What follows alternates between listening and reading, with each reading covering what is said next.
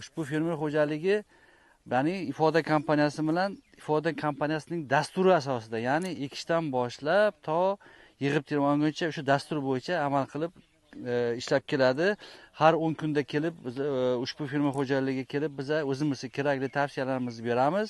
Shu tavsiyamizga asosan ushbu fermer xo'jaligi ishlab kelmoqda. O'zim fermer xo'jaligimda 84 gektar yerim bor. O'shandan 40 gektari paxta ekkanman.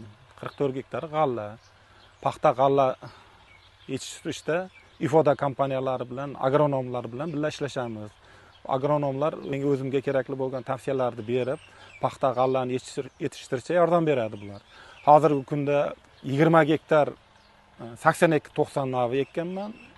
10 gektar sulton navi, yana 10 gektar 65-24 ekkanman. O'shalarga ifoda kompaniyalari bilan birga ishlashib, mana hozirgi kunda 30 gektar paxtamni yig'ishtirib oldim. 10 gektari qoldi. Paxtadan o'sha 30 gektardan 40-45 sentner paxta olyapmiz.